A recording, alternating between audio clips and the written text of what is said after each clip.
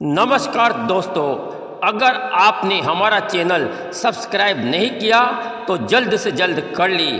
तो चलिए शुरू करते हैं आज की कहानी।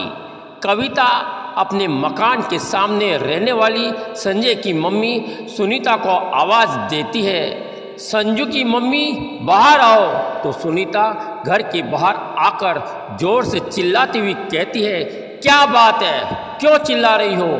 तो कविता कहती है, देखो तुम्हारे संजू ने हमारे मकान की दीवार में गेंद से खेलकर मोटा सा छेद कर दिया, पूरा प्लास्टर उखड़ गया। तो सुनीता कहती है, क्या कह रही हो, मेरे संजू ने तो नहीं किया ये सब। तो कविता कहती है कि पड़ोस वाली गायत्री ने बताया कि तुम्हारे बाहर जाने के बाद रोज संजू अपने दोस्तों के साथ खेल खेल कर तुम्हारे मकान की दीवार को खराब कर दी। तो इस बात पर सुनीता कविता पर गुस्सा होकर कहती है कि गायत्री तो झूठ बोलती है, तुम्हें तो आगे पीछे मेरे बेटे ही नजर आते हैं। तो इस बात पर कविता को भी गुस्सा आ जाता है। वो चिल्लाकर सुनीता को कहती है, तू अगर झूठ नहीं बोल रही है तो खा कसम अपने बेटों की, ये दीवार संजू ने खराब नहीं की। तो इस बात पर सुनीता तमतमा जाती है और कहती है कि तुम तो मेरे बेटों को मारने पर तुली हो, क्योंकि तुम्हारे तो बेटा है ही नहीं। दो बेटियां होने के बाद मेरे बेटों को देख देख कर जलती हो।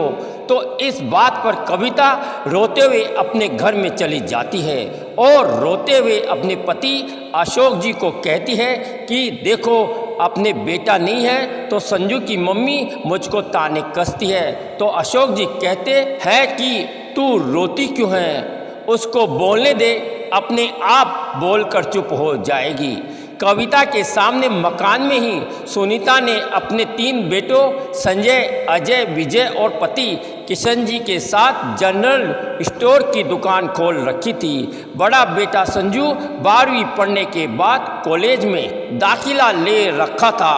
पढ़ाई के साथ खाली समय में दुकान पर बैठता था। दूसरा बेटा 10वीं में, तीसरा बेटा 8वीं में पढ़ते थे। संजू बहुत ही लड़ाकू प्रवृत्ति का था। कभी अशोक जी की स्कूटी में पंचर कर देता था, कभी सीट को काट देता था। रोज रोज की परेशानियों से कविता और सुनीता में झगड़ा होता रहता था। सुनीता कविता को चिढ़ाने के लिए कहती रहती थी कि तेरे तो तीसरी भी लड़की होगी, मेरे तो 3 लड़के हैं, मेरे तो बेटों की शादी में इतना दहेज लूँगी कि मेरा तो बुढ़ापा अच्छा निकलेगा।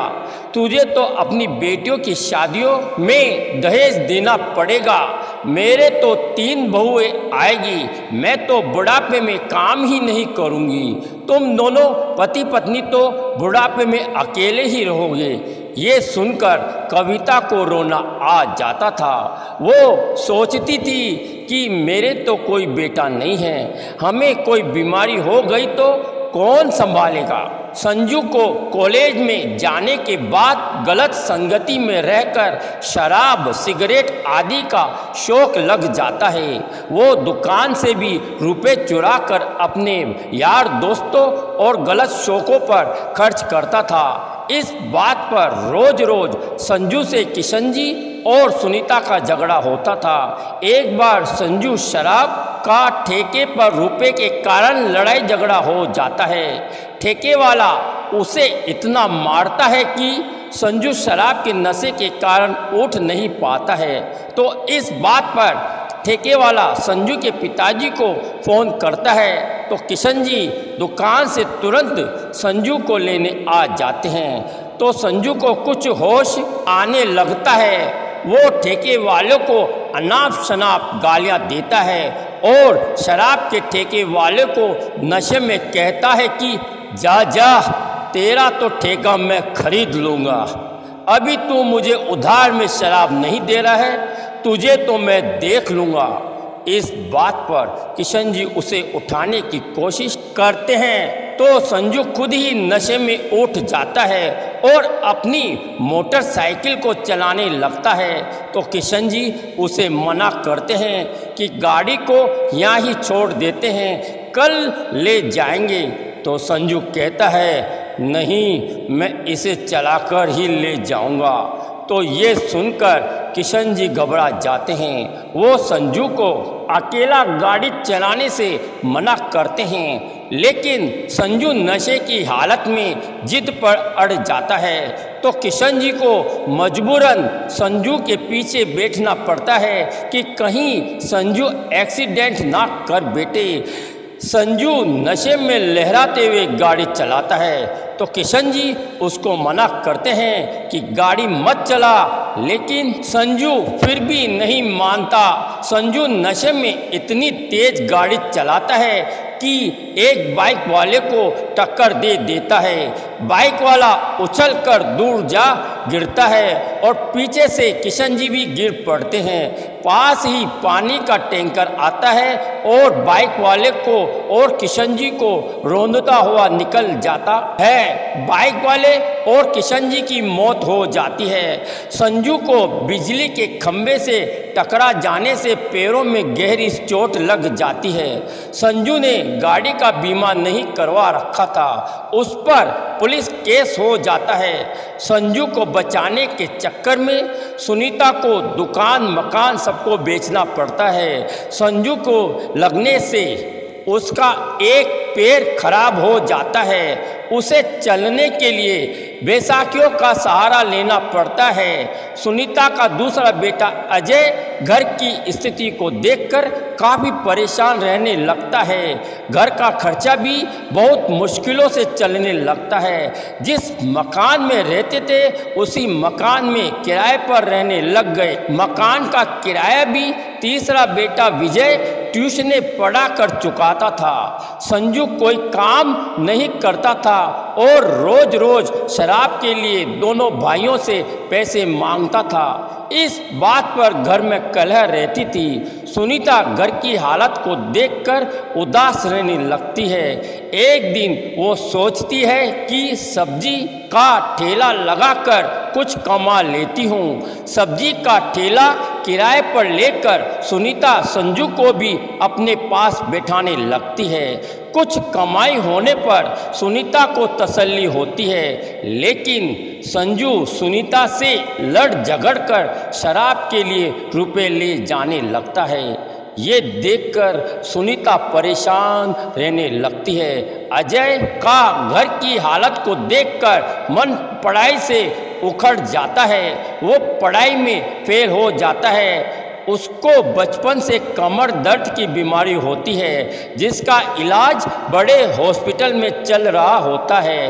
अजय अपने दोस्त सुरेश के साथ दूसरे शहर में गौड़ की नौकरी करने चला जाता है। तो सुनीता अजय को मनाने की खूब कोशिश करती है, लेकिन अजय नहीं मानता है। अजय ये भी कहता है कि भविष्य में शादी भी नहीं करूँगा। ये सुनकर सुनीता चौंक जाती है। इधर विजय अपनी पढ़ाई को मन लगाकर पूरी करता है। बीए करने के बाद नौकरी के लिए आवेदन भरता रहता है। 6 महीने बाद विजय की कलर की सरकारी नौकरी लग जाती है।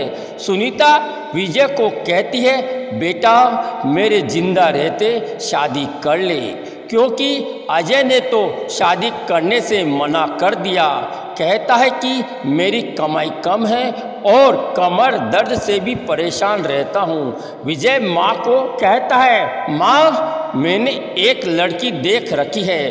तो सुनकर सुनीता खुश हो जाती है। वो विजय को कहती है, बेटा जल्दी से शादी कर ले। तो 3 महीने बाद विजय की शादी हो जाती है।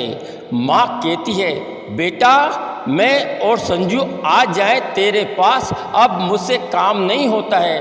तो विजय कहता है, माँ मेरी पत्नी ने शादी से पहले बोल दिया था कि मैं किसी को भी अपने साथ नहीं रखूँगी। तो ये सुनकर सुनीता का मन उदास हो जाता है। इधर कविता की दोनों बेटियां पढ़ लिखकर, जिसमें एक बेटी की नौकरी विदेश में लग जाती है और शादी कर लेती है। दूसरी बेटी शहर में ही व्यापारी से शादी कर लेती है। कविता और उसके पति कभी विदेश वाली बेटी के पास रहने चले जाते हैं तो छोटी बेटी शहर में रहकर अपने माता पिता को संभाल लेती है। विजय अपनी माँ को मकान का किराया तो भेज देता था, लेकिन घर का खर्चा सुनीता सब्जी बेचकर ही चलाती थी। संजू शराब पीने के लिए रोज अपनी माँ से लड़ता रहता था, जिससे मकान मालिक को गुस्सा आने लगता था। वो विजय को फ़ोन करता था कि संजू और उसकी माँ को किसी दूसरे जगह किराए पर मकान दिला दो, तो विजय परेशान हो जाता है। विजय सोचने लगता है क्या करें। काफ़ी सोचने के बाद विजय अजय को फ़ोन करता है। कहता है कि माँ को वृद्धाश्रम छोड़ देते हैं, वहाँ माँ की देखभाल भी हो जाएगी और संजू को नशा मुक्ति केंद्र भेज देते हैं, जहाँ उसका इलाज भी हो जाएगा। तो इस बात पर अजय राजी हो जाता है। एक दिन अजय और विजय दोनों माँ के पास आते हैं, पूरी बात समझाते हैं। पहले तो सुनीता गुस्से में मना कर देती है, लेकिन संजू की भलाई के लिए राजी हो जाती है। दोनों भाई संजू को नशा मुक्ति केंद्र छोड़ देते हैं और माँ को वृद्धाश्रम छोड़ने जाते हैं। तो अपने दोनों बेटों को देखकर सुनीता की आंखों से आंसू निकल जाते हैं। सोचती है कि जिस बेटों पर मुझे घमंड था, आज वो ही बेटे मुझे वृद्धाश्रम छोड़ने आ गए। काश मेरे भी बेटी होती।